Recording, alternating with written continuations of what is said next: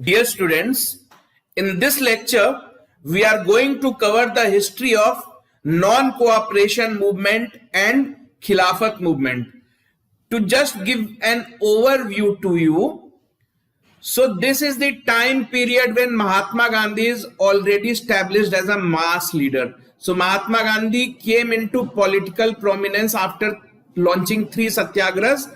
First one was at Champaran, the second one was at Ahmedabad mill strike, and the third was at Kheda, Cake acronym. So all this was happening during 1917 to 1918.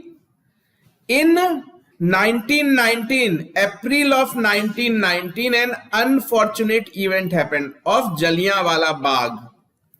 So after Jallianwala Bagh, so the Indian politicians were in great fury. They were totally against the British rule because they have now realized that British people won't even hesitate to kill 100 Indians if whenever and wherever they felt like. So now Indian politicians are completely angered and they want to overthrow the British government. So now they will launch a large scale India level movement. Till now, not a single India level movement have been launched by Congress.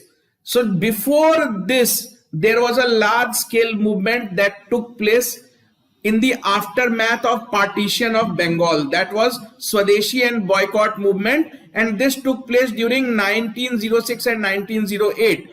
But this was also not a large scale movement. It was basically located in Bengal. But now time has come to launch a all India level agitation. So let's see.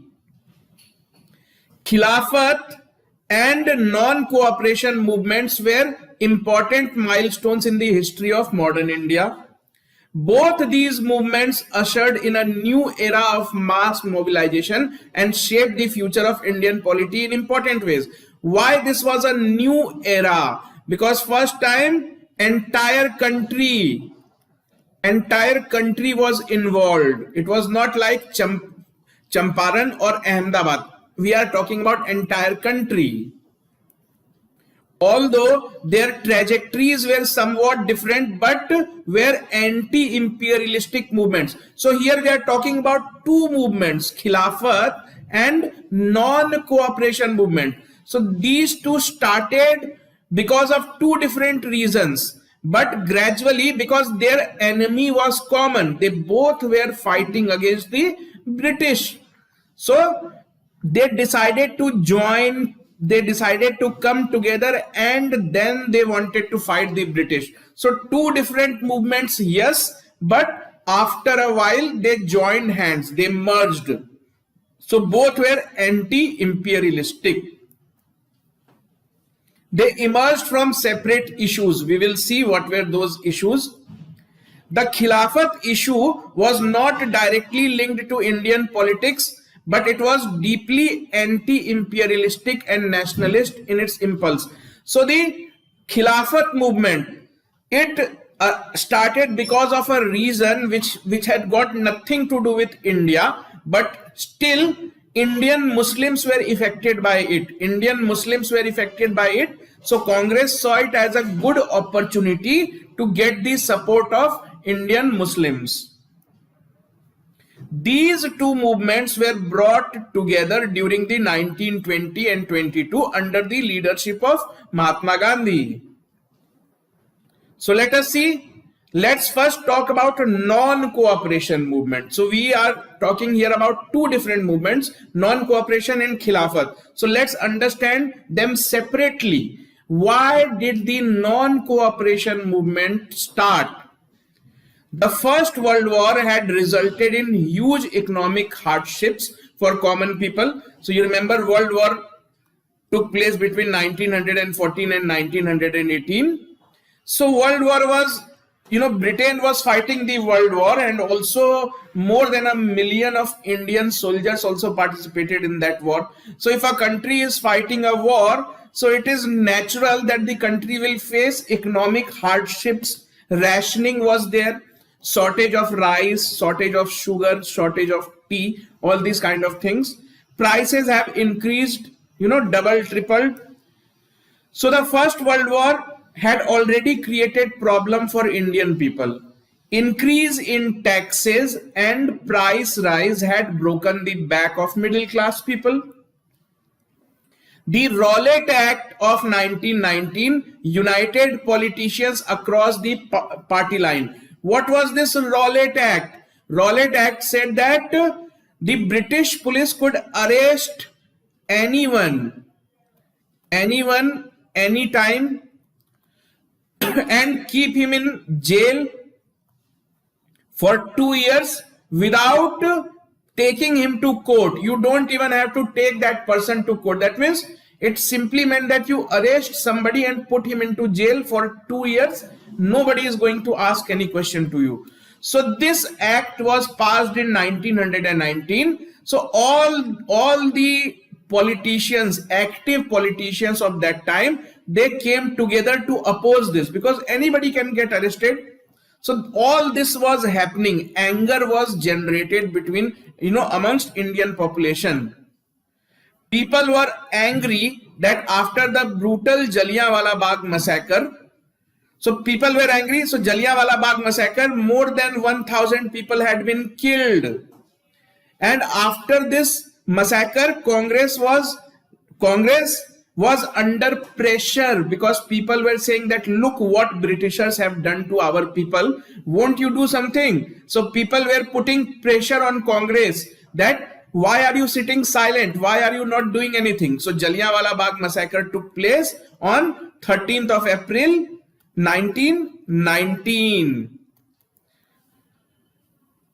So you remember Jallianwala Bagh massacre took place because people have gathered there to oppose Rowlatt Act.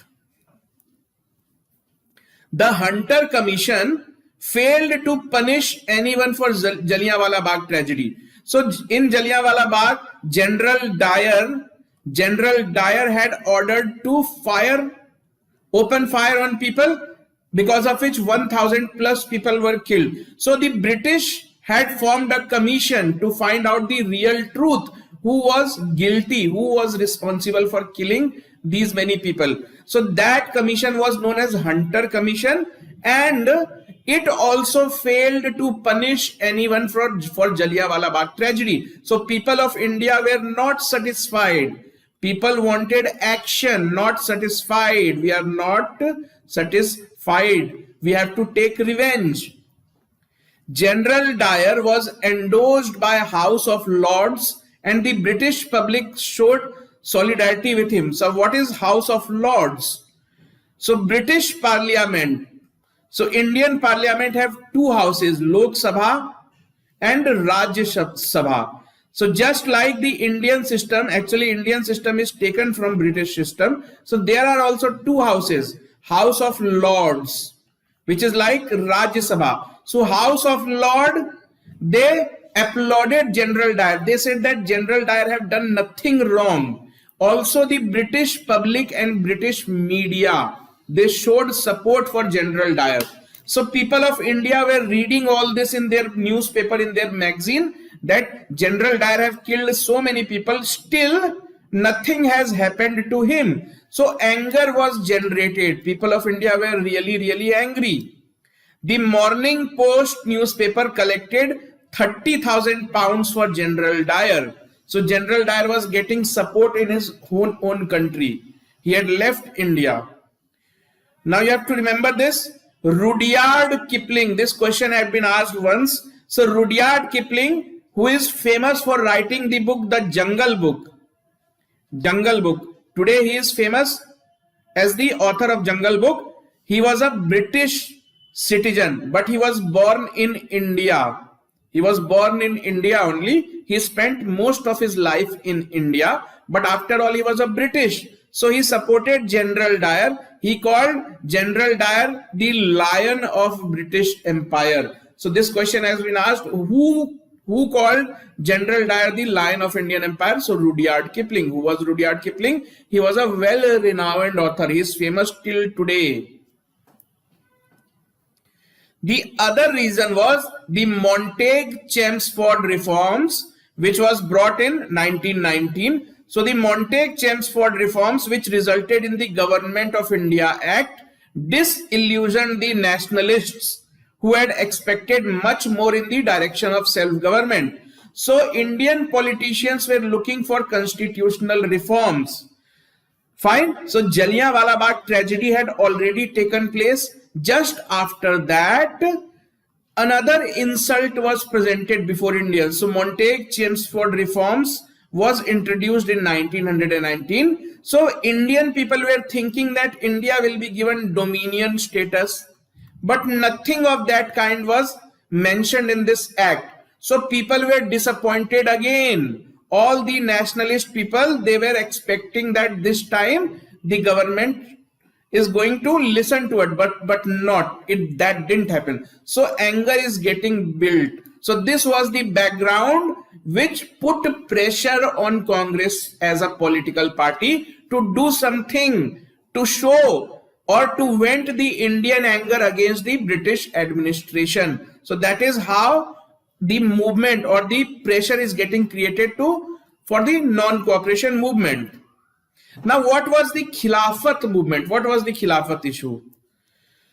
So the Khilafat movement in India arose out of the sentiments of the Indian Muslims to protect the institution of Khalifa in Turkey. So Khalifa was the head of Turkey, just like we have president and prime minister today. So during those time, Khalifa was the king of Turkey, and Turkey was considered to be the political authority of the Muslims all over the world.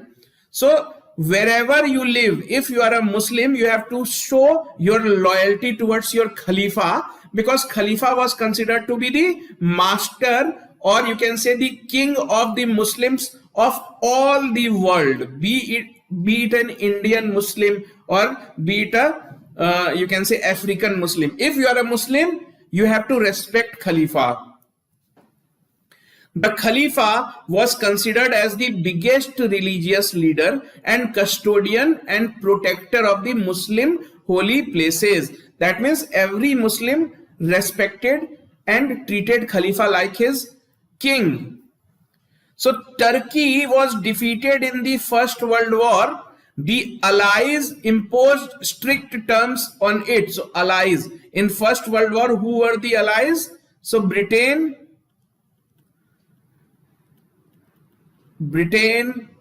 France, Japan, all these were fighting together. Japan was with Britain in First World War. In Second World War, it changed side and joined Germany. So Turkey was defeated in First World War and Turkey was dismembered. That means Turkey was divided. Turkey was divided and Khalifa was removed from power. So what will happen if Khalifa is removed? It means you are insulting the Muslims. Khalifa is not just Khalifa of Turkey. He is Khalifa of entire Muslim world. So how can you insult the Muslims? The Muslims in India launched the Khilafat movement to pressurize the British to be lenient and preserve the territorial integrity of the Ottoman Empire. So the dynasty ruling over Turkey was known as Ottoman Empire, because not only Turkey but other countries, other nearby countries were also under control of Ottoman Empire. But now they have lost World War.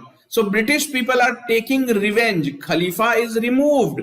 Turkey is divided. Muslims are feeling insulted. Muslims take it as personal problem. The problem of Turkey is the problem of Indian Muslims.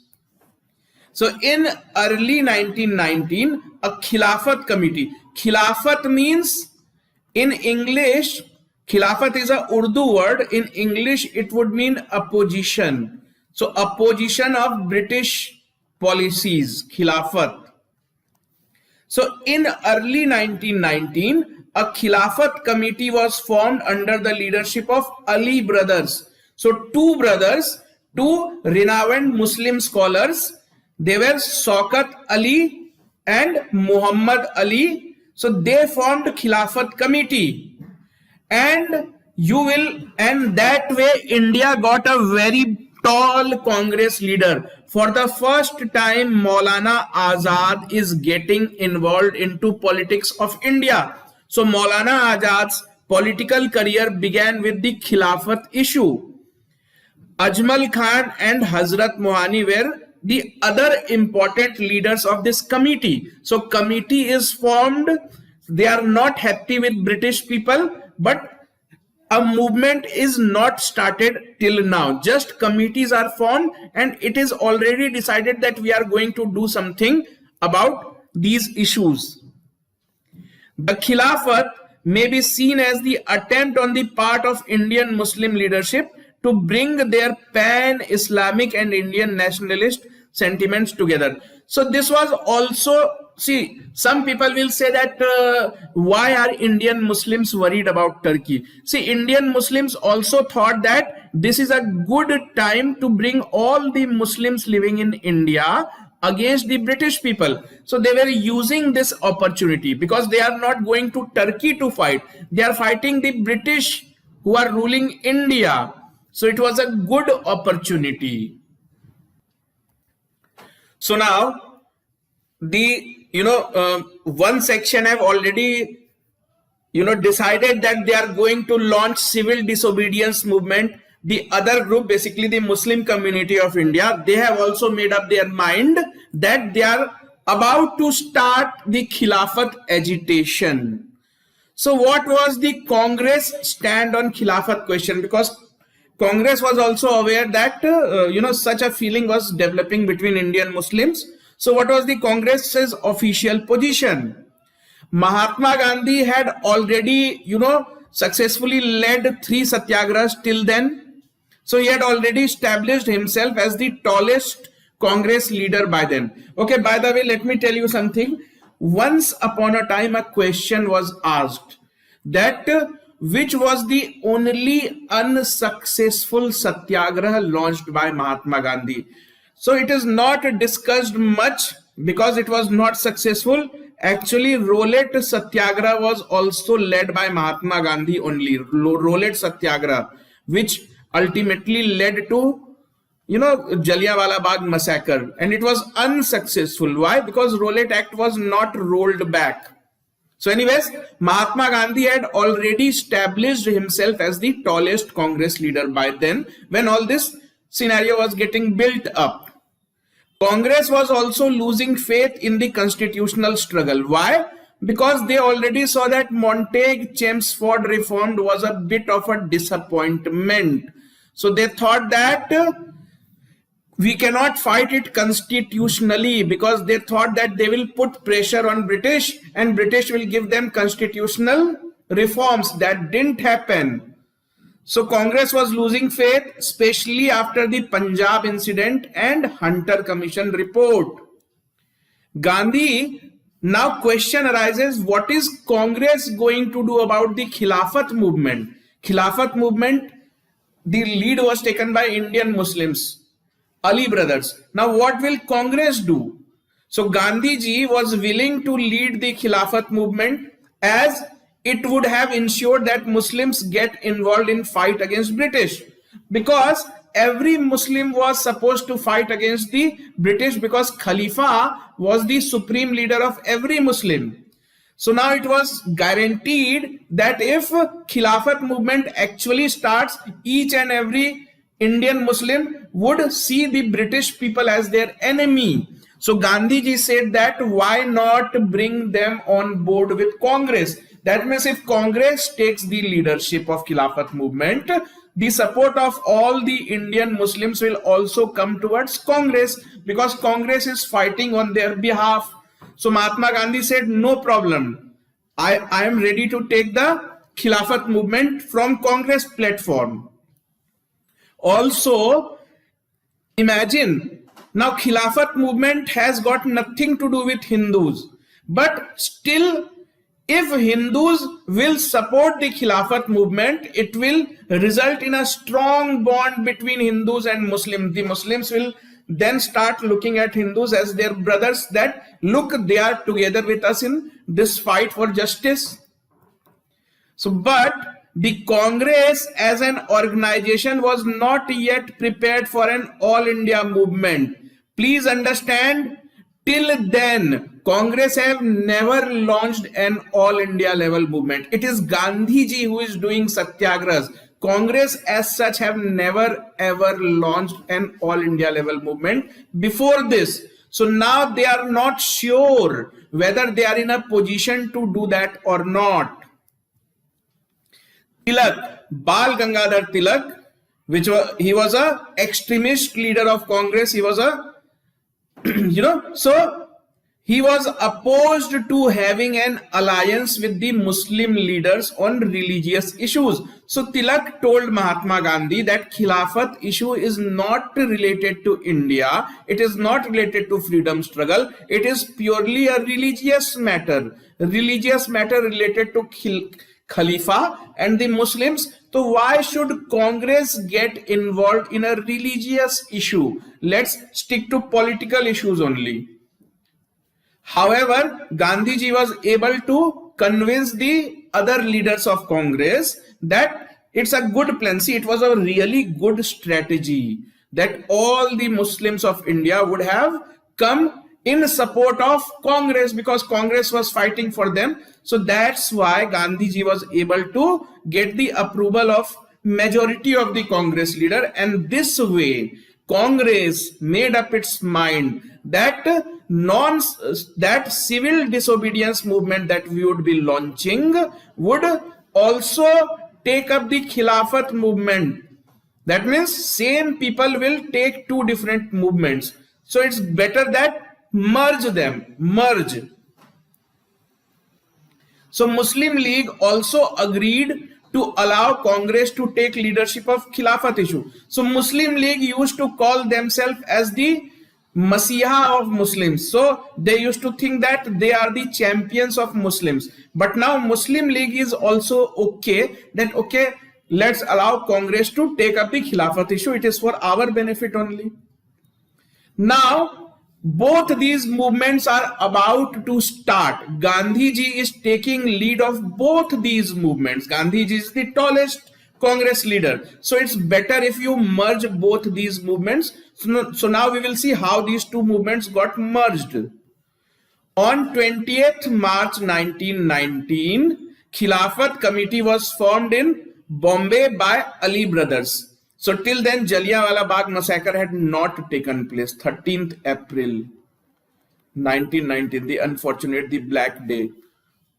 So on 20th March 1919, Khilafat Committee was formed in Bombay by Ali brothers. There were two brothers, named were Shaukat Ali and Muhammad Ali. So this committee started conducting meetings, sending petitions and deputations to the government. Because they have already formed a committee, now they will start their political activities. Till then, Jallianwala Bagh massacre has not happened. That means non-cooperation movement, the concept of non-cooperation movement has not yet been finalized by Congress. An All India Khilafat Conference was organized in Delhi on 24th November 1919. So now this committee is calling an all India level Khilafat Conference. So this is happening after Jallianwala Bagh massacre. So after 6-7 months after Jallianwala Bagh massacre, that means till then it was very clear that Congress is going to launch a big movement, non-cooperation movement. So now this Khilafat Conference is taking place. What happened there? A call for boycott of British goods was made in the conference. Let's boycott all the British made goods. So in that conference, Gandhiji was declared as the leader under whose guidance the movement would be carried forward. So these Ali brothers requested that Gandhiji, you are the tallest leader of the country. Why don't you help Muslims? So you become the leader of Khilafat movement. So from there on, Gandhiji was declared the leader of Khilafat committee, declared as the leader under whose guidance the movement would be carried forward. It was his leader, whose leadership? Gandhiji's leadership, that made the convergence of the two anti-imperialistic streams. Two anti-imperialistic streams means one which was about to start a non-cooperation movement and the other which was about to start the Khilafat movement. Both were fighting against the common enemy British. So now Gandhiji brought them together.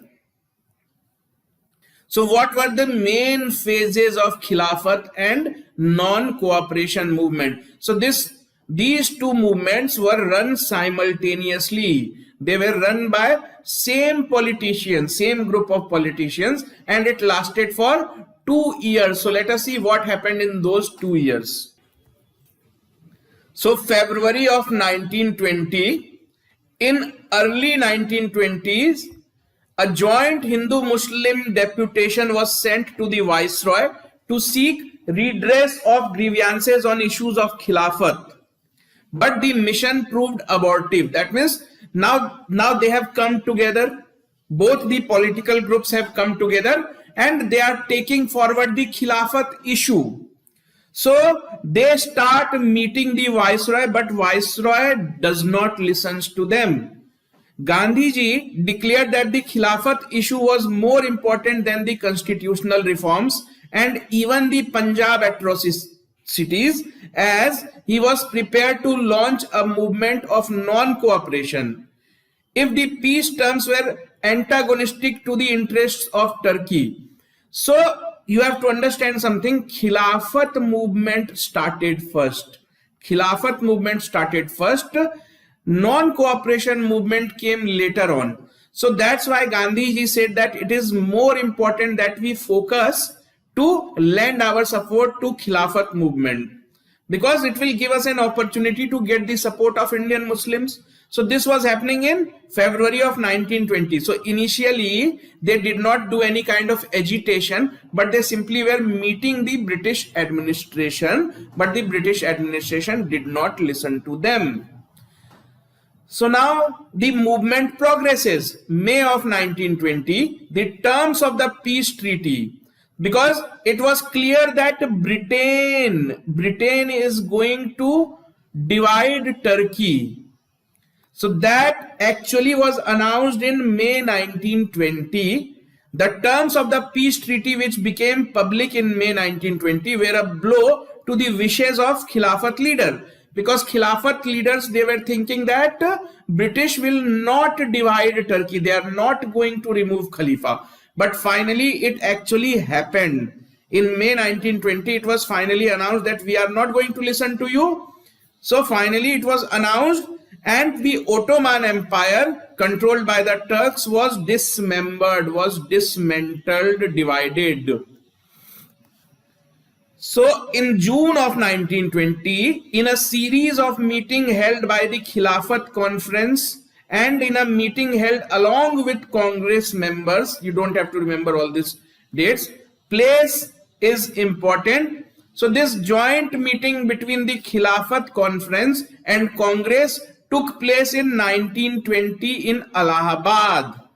And there they decided that we have already launched Khilafat movement. Now let's jointly launch non-cooperation movement. So that was decided in a joint meeting held at Allahabad in June of 1920. So the 2 months later, in August of 1920, the non-cooperation movement was formally launched on 1st of August 1920.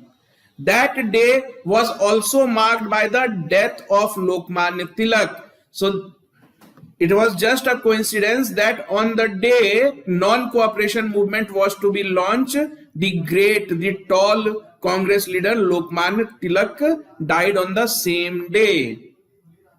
So after the death of Lokmanya Tilak, Congress started a fund. Congress started a fund known as Tilak Fund. So this fund was basically collected from people of India to finance the non-cooperation movement.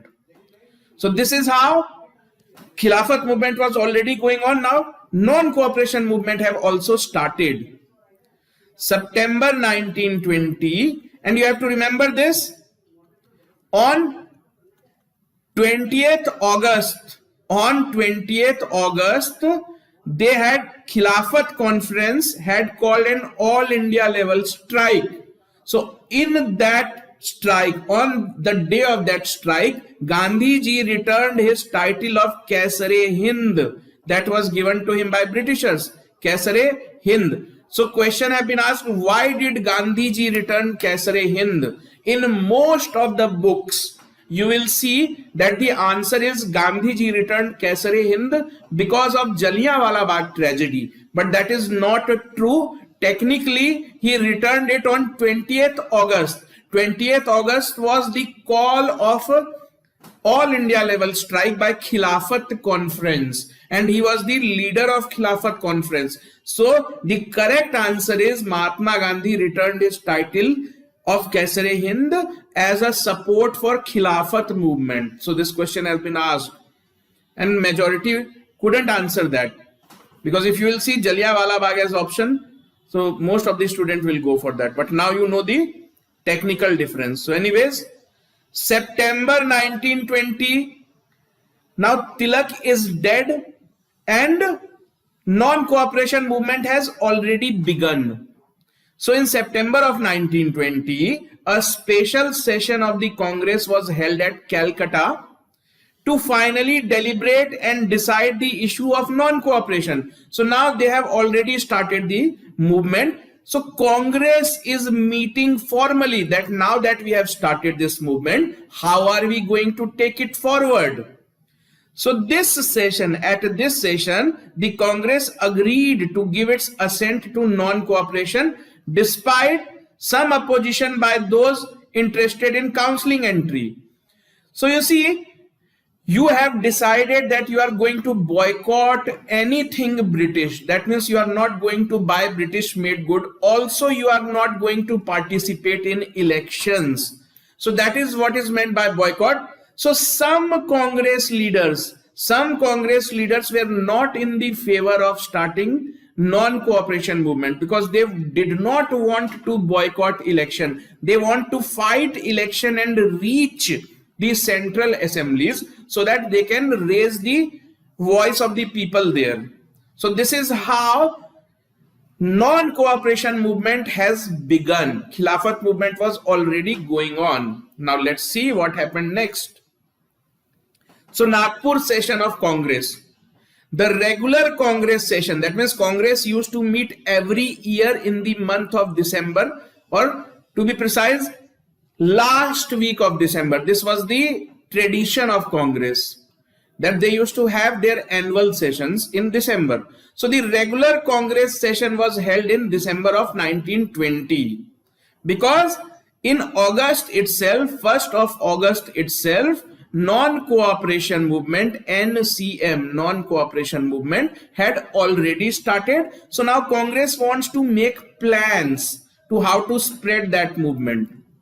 The program of non-cooperation was accepted without opposition. So it was agreed that yes, we are going to support the non-cooperation.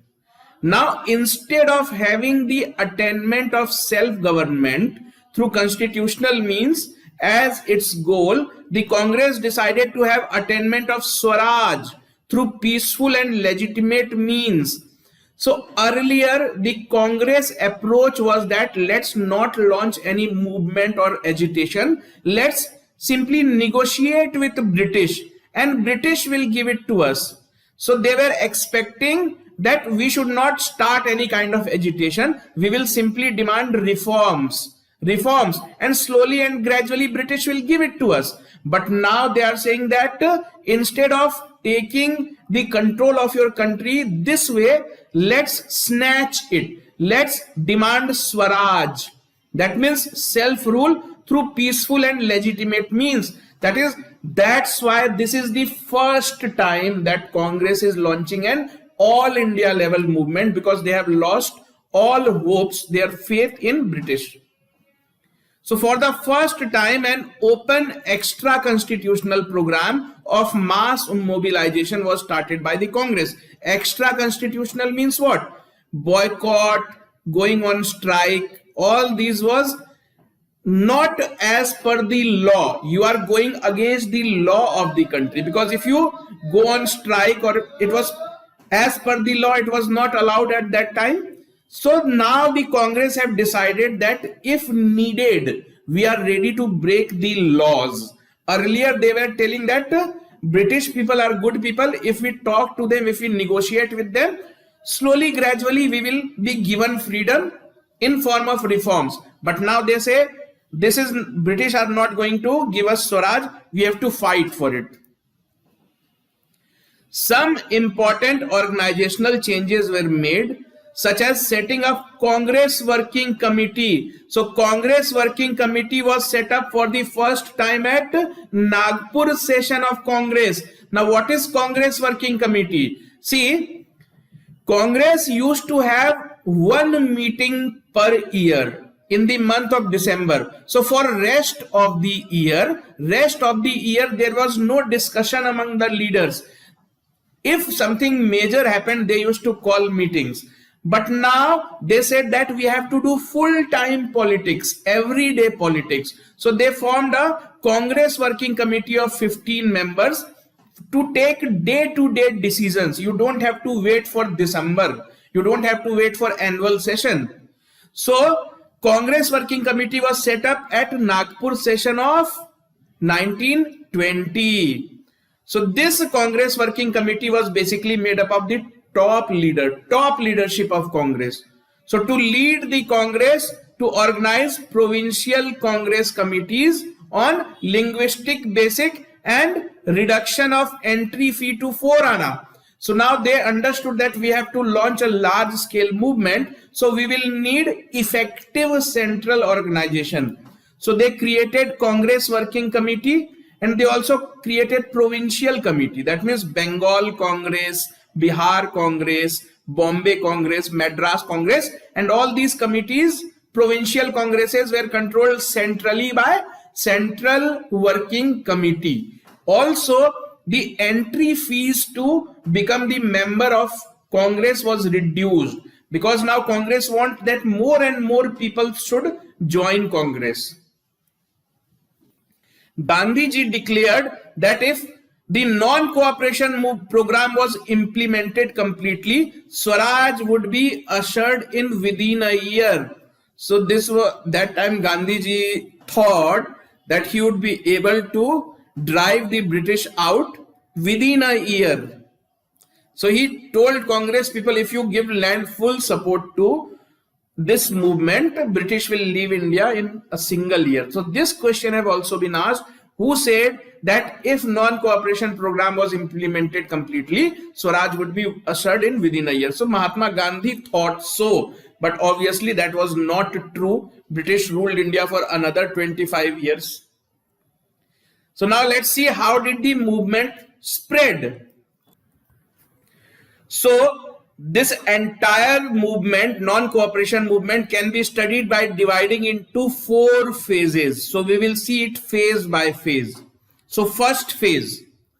So from January to March 1921, you don't have to remember all this date, just try to remember the major events that took place. The main, so I have divided this into phase so that you can understand the logical progression. So anyways, from January to March 1921, the main emphasis of the movement was on the boycott of government schools. So how do you oppose a government? Do you go and kill their officers or what? No, it was totally non-violent. So what will you do? So you start boycott of government schools, colleges, law courts, and the use of Swadeshi. Please remember, all these things have already been done by Indians in 1906 and 1908. So Gandhiji is trying to repeat the same effect. So he is taking cue from the past movements. Thousands of students left schools and colleges and joined 800 national schools and colleges that had come throughout the country. What are these national schools? So these schools were established by Indian people, Indians. So big jamindars, businessmen, they donated money so that Indian people are not forced to study in institution and colleges made by British. They wanted their, sons and daughters to study from Indian teachers, study Indian values. So now people are boycotting.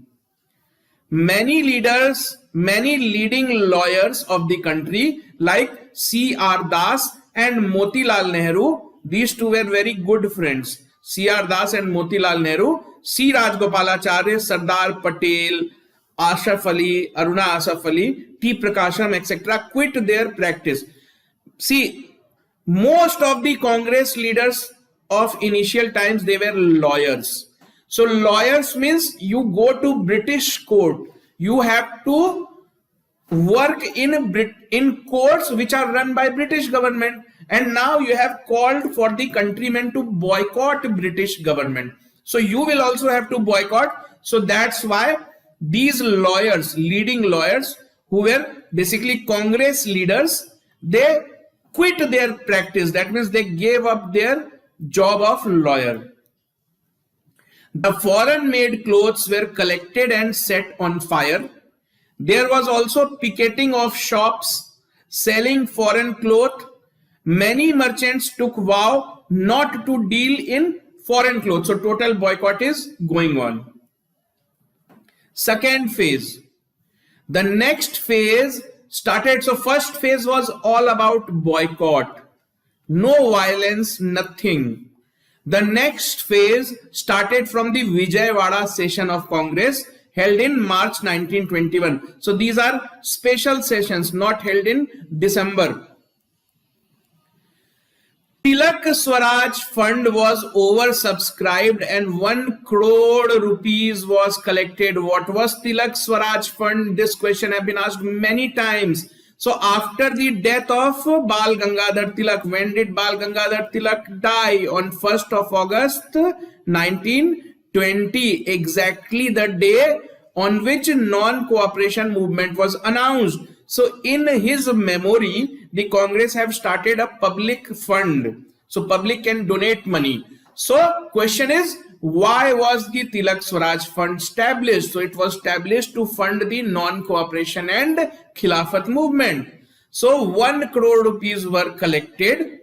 50 lakh members were enrolled in party. So Congress is becoming a huge political force. 50 lakh members. Charkhas were widely popularized and khadi became the dress of the movement. So you must have seen many times Mahatma Gandhi's picture with khadi. So why was this being done? Because you are boycotting British made goods. So if you are boycotting British clothes, you have to learn to make your own clothes. So Gandhiji said that give charkha to every house, to every poor people out of these funds collected. So 1 charkha per family was given to poor people so that they can earn money by making clothes, by making cotton clothes on those charkhas. And also that way you are developing your own khadi, you are developing your own cottage industry. So charkhas were made popular during the non-cooperation movement. Now comes the third phase. So first phase was boycott. First phase was about boycotting. You simply boycott. Third phase was about promoting charkha and swadeshi, that is make goods or use goods made in your own country. Now comes the third phase. A challenging speech was made by Muhammad Ali in 1921. He is not Muhammad Ali Jinnah. He is Muhammad Ali of Khilafat Conference, Khilafat leader. So he made a speech in July of 1921 declaring it religiously unlawful for the Muslims to continue in British army and asking them to resign. Why is he asking British soldiers to resign? Because British people are destroying Turkey. So a Muslim soldier is helping the British people to fight or to defeat his own Khalifa. So that was not acceptable. The colonial government immediately arrested Muhammad Ali along with some leaders. On his visit to Bombay in November 1929, the Prince of Wales was greeted with citywide strikes and demonstration. Question is, when did Prince of Wales visit India? 1921. So that time non-cooperation movement was going on. So he visited various places such as Bengal, Bihar. So wherever he used to go, he was boycotted. He was shown flags. Now fourth phase, last phase. In fourth phase, both the non-cooperation movement and the government appeared in confrontationist mood. That means they came face to face. The people who were revolting, not revolting, but they were protesting, and the government, they came face to face. Now government will use strategies to, do away with this movement.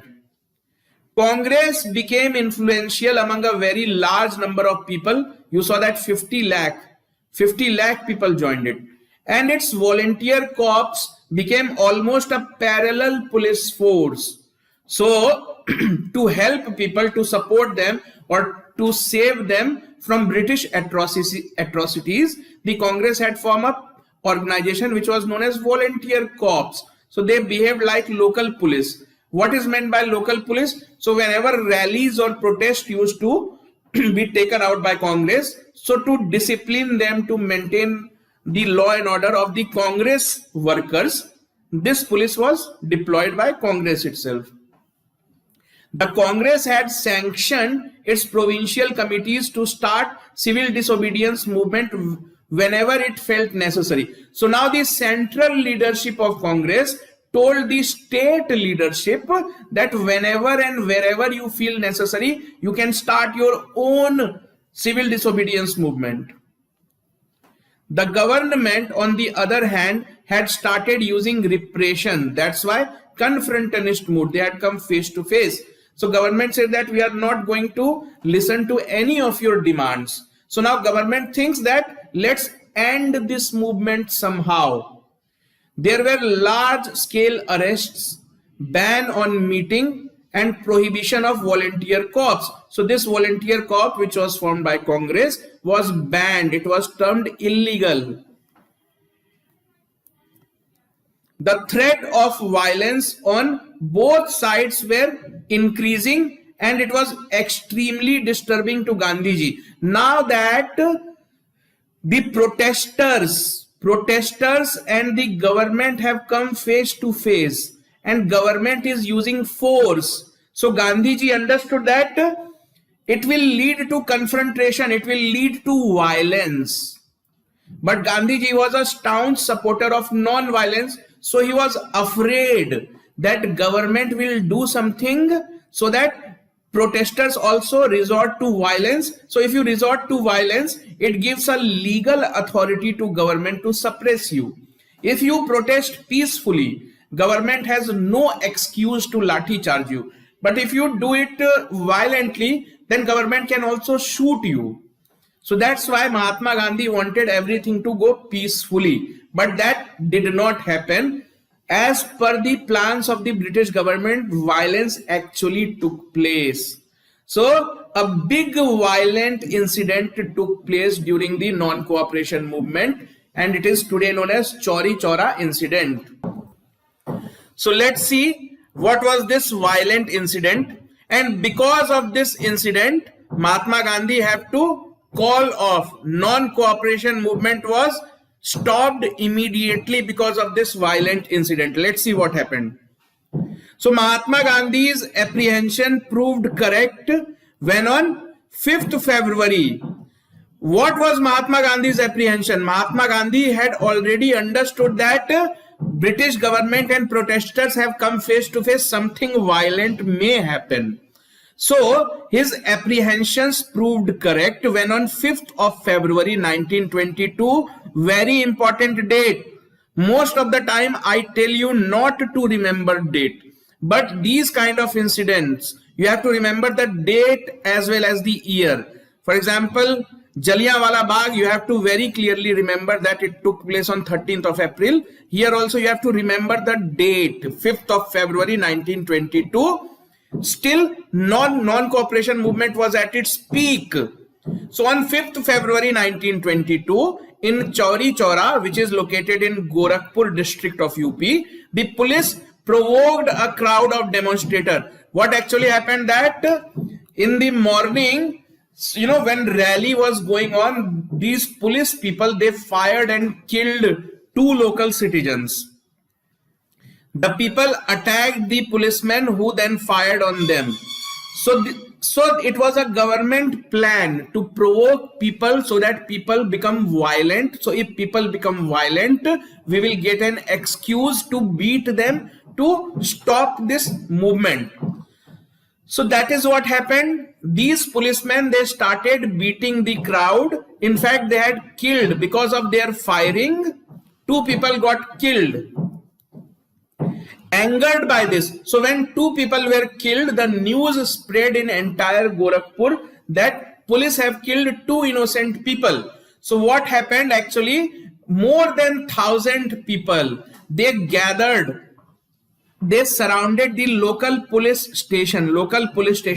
The name of the local police station was Chauri Chaura. That's why it is known as Chauri Chaura incident. Why people gathered this? Because people were angry that you have killed 2 innocent citizens. So now we will also kill you policemen. So people had come there to take revenge from the policemen. So angered by this, the people set fire to the police station building, in which many policemen died. So actually 22 policemen had died. 22 policemen had died, 2 civilians have died, and in this burning incident also 1 civilian died. So 22 policemen and 3 civilians had finally been declared dead. So this is a violence, this is violence. Gandhiji was against violence. So Gandhiji was shocked that now things are taking violent turn. So when Gandhiji heard about this violent incident, he decided to withdraw the movement, because he knew that if I do not withdraw this movement, something like Jallianwala Bagh may happen again. British government won't hesitate in killing hundreds of people. So without waiting any further, Gandhiji immediately called this off on 10th of February. So 5 days after Chauri Chaura, Gandhiji called it off. Gandhiji gave a speech that if you want to attain freedom in this way, I am not going to support you. So that way he withdrew, and this was later rectified by Congress Working Committee, because Congress Working Committee had asked people to participate. So now Gandhiji have already decided, but Congress have to officially announce that let's end the civil non-cooperation movement. So that was finally done by Congress Working Committee. However, many nationalist leaders like Subhas Bose, Jawaharlal Nehru expressed their bewilderment at Gandhi's decision to withdraw the movement. So the young Congress leaders, they were not happy with Gandhiji's decision. They told that because of one incident, how can you cancel an all India level movement? They thought that we were about to put pressure on British were feeling scared, and look at Gandhiji, he suddenly called off the movement without discussing with us. So this created a lot of resentment between many Congress leaders. From then on, many Congress leaders started losing their faith in Gandhiji. They thought that Gandhiji takes decision without even thinking. But that was not the case. Gandhiji knew why he had done that, because he did not want the repeat of Jallianwala Bagh. The Khilafat leaders also reacted angrily to the decision of the withdrawal, because Gandhiji had not discussed with anybody. The movement had hardly begun before it was brought to an abrupt end. So movement was just catching pace, and Gandhiji brought that to an end. Soon after, Gandhiji was arrested on 10th March 1922. So on the same day, 1 month after he ended the movement, he was finally arrested and was sentenced to 6 years in jail. But he was released after a few months. He was just arrested so that to put pressure on Congress. Now, what were the reasons given for withdrawal? Gandhiji later on gave reasons. Gandhi felt that people had not learnt or fully understood the true essence of Satyagraha and the method of non-violence. Incidents like Chauri Chaura could lead to excitement and fervor, turning the movement violent. So he thought that many such incidents would take place. What people have done at Chauri Chaura, people can do it at other places as well. So he thought that this might, if I do not react now, people will get encouraged. A violent movement could be easily suppressed by mighty colonial regime. So if you give an excuse to British by killing British police, by killing British officers, then British people will officially suppress you. The movement was also showing signs of fatigue. That means it was also becoming clear that slowly, gradually, people were losing interest in the movement. This was natural, as it was not possible to sustain any movement at a very high pitch for a long time. So these were the factors because of which Gandhiji thought that it is better if I call off the non-cooperation movement.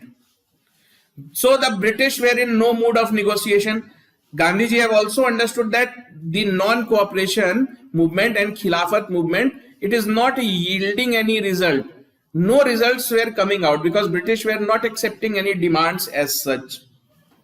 The Turks themselves, because Khilafat movement was launched in support of the Turkish people, Turkey, the Turks themselves, under the leadership of Mustafa Kemal, first abolished the Ottoman Sultanate in 1922 and then did away with the office of Khalifa itself in 1924. So Indian Muslims are fighting on behalf of Turkey. Why they are fighting? Because they do not want Khalifa to be removed. But all this was done away with when the people of Turkey themselves, they removed Khalifa. So there was no reason for Indian Muslims to continue with the Khilafat movement. So non-cooperation movement also ended and Khilafat movement also ended. So non-cooperation movement ended because of Chauri Chaura and Khilafat movement ended because the Turkish people themselves, they abolished the position of Khalifa. Then what will you fight for? So this way, both non-cooperation and Khilafat movement came to an end. So after this, there was no reason for the movement to continue. Gandhiji have already made it clear that I am not going to support it, and Khilafat movement was now meaningless.